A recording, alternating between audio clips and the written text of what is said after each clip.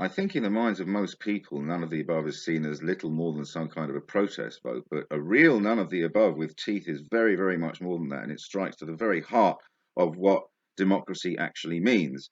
And so the basic case revolves around the notion of consent.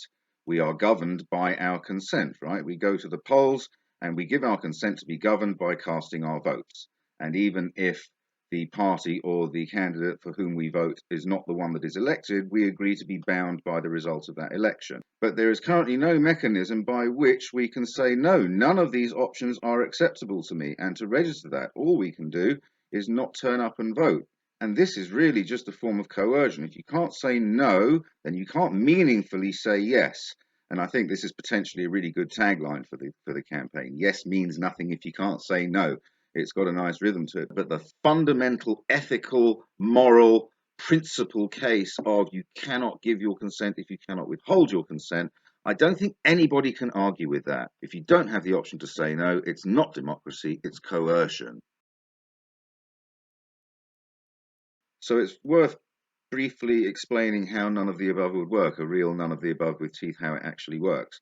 And so in any given election, if none of the above polls 50% or more of the total votes cast, then the election is suspended. No candidate is returned, um, and the election has to be held again with new candidates and new policies. That's the teeth. But it's important to understand that none of the above, this is the thing about the consent idea, right? It's important to understand that none of the above only kicks in if it polls 50% or more of the total vote.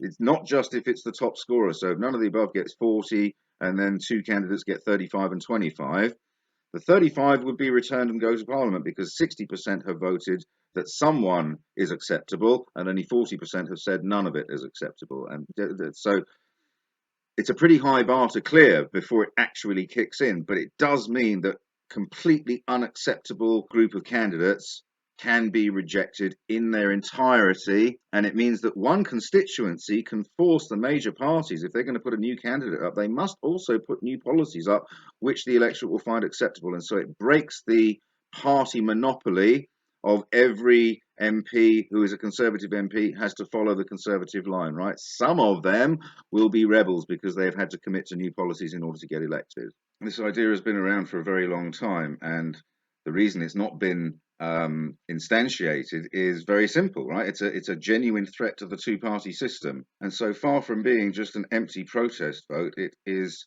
in my opinion, the single most potent, powerful, meaningful step we can take towards actual democracy and the people having a say over the policies and the representatives who govern them. From where we are right now, right? I'm not saying it solves governance, it solves all the problems of governance. I'm not saying that for a second, but I'm saying from where we are now, as an adjacent step that we can take right now, I think it's the most powerful one in the direction that we all want to head.